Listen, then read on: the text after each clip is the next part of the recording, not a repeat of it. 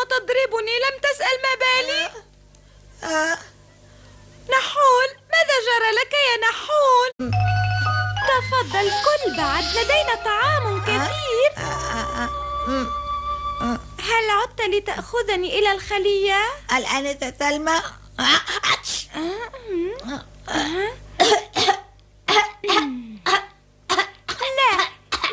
لا أريد الرجوع. بدأت أكتشف العالم الخارجي، إنه مليء بالأشياء الجميلة. أريد أن أبقى هنا بعض الوقت. أخبر الآنسة سلمى أني سأعود قريبا. هل تعدني؟ هل تعدني يا نحول؟ عدني أرجوك.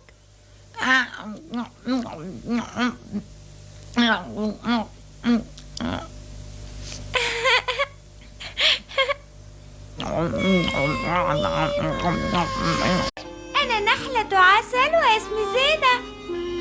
نحلة عسل؟ أنا سوسة. ما هذا؟ طفلتي الصغيرة تنام في هذا السرير. جميل هذا السرير. زوجي صنعه. أريد أن أراه من قريب. الطفلة نائمة يا سيدة سوسة. هل تسمحين أن أهزه قليلا؟ نعم، ولكن انتبهي بلطف بهدوء.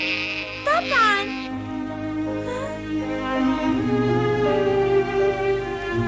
ماذا أسمع؟ ماذا؟ بدأ البيض. هل يمكنني أن أخرج؟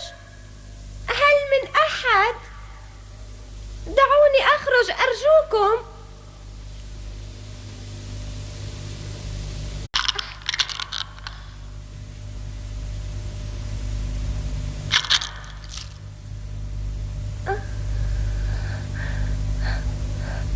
زينة، اخرجي، أنت آخر نحلة تولد اليوم.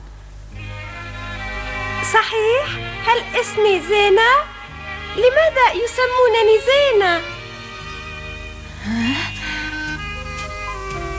هكذا بدون سبب، اسمك زينة. ما اسمك أنت؟ أنا اسمي سلمى. من الآن وصاعدا أنا التي ستعتني بك. كنت في مكان ضيق. زينة، لماذا لم تخرجي مع الآخرين؟ كنت أحلم. ماذا؟ نحلة تحلم؟ بماذا كنت تحلمين يا زينة؟ نسيت، لكن كنت سعيدة جدا.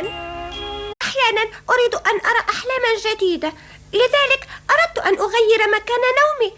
تصبحين على خير.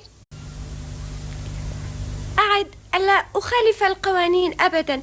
أعد ألا أخالف القوانين أبدا. وعدت مرتين ألا أخالف قوانين الخلية. طبعا أخلفت وعدي من قبل، ولكني هذه المرة أعد ألا أخلف في الوعد.